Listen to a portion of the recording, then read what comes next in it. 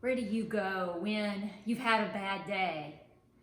Do you sit on your couch and put on your favorite Bruce Springsteen concert t-shirt and cuddle up with a blanket? Or maybe you just go crawl in bed and cover your head. Or perhaps you go for a walk along the beach or just step outside and take a deep breath. These days, we've all needed to find places and ways that we can take a break, that we can just find a moment of peace. But how willing are we to admit that fact?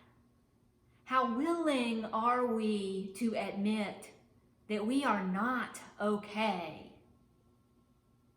That's a hard question, and the answer, I know, depends upon the circumstances. There's a time and a place for everything. Rarely, though, do we think of church as such a time and a place to admit we're not okay. I hear people say it often. I just can't come to church today. I'm so sad, or I'm so hurt.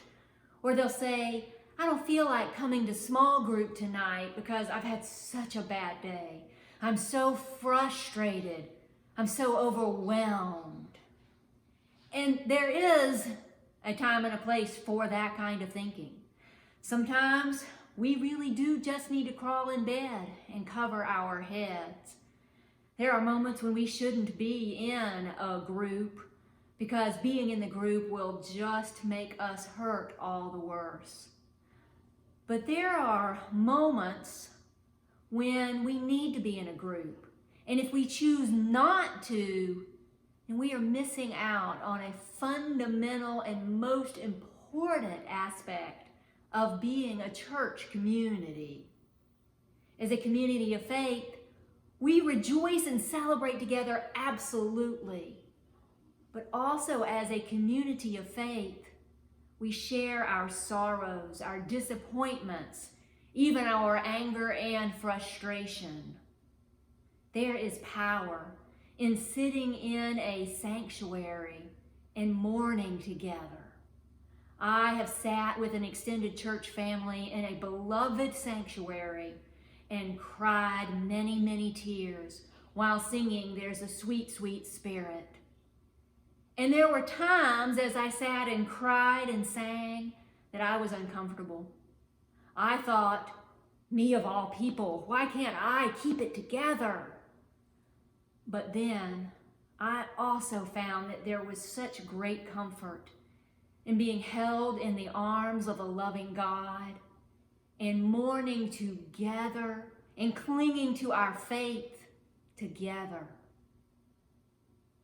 Sometimes our church groups need to be places where we can go and be sad and be hurt or be overwhelmed.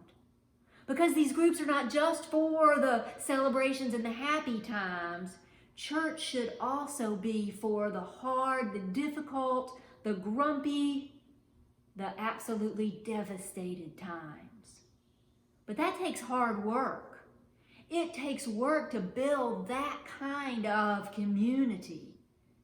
In these times when we are so physically isolated, it is all the more important for us to work on building that kind of community. And building that kind of community takes more than just saying, oh yes, we welcome people who are hurting or who are angry or who are sad. What it takes is we ourselves being willing to be open with our group, with our community. Being willing to say, I'm hurting, I'm scared, I don't know what to do. It takes us being willing to be vulnerable. But we do have a very good example of what that looks like. When Jesus was raised from the dead, there was one, well, you know, there's always one in the group, right? Well, there was Thomas. And you know what Thomas said? He said, I have to see it to believe it. So Jesus, knowing what Thomas needed, came to him and said, see, look, touch.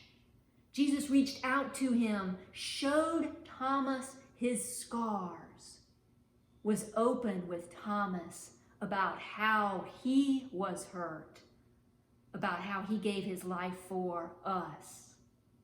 Jesus was vulnerable so that we might know what that looks like, so that we might understand what it means to really be a community of faith. And I know that that wasn't easy, but I also know how important it is. Being church is not just the joys and the celebrations. Being church is being a congregation, being a small group, being people who share joys and celebrations and who share hurts, sorrows, anger, and fears. Doing this will draw us closer to Christ, and it will draw us closer to being the kind of community that God intends for us to be.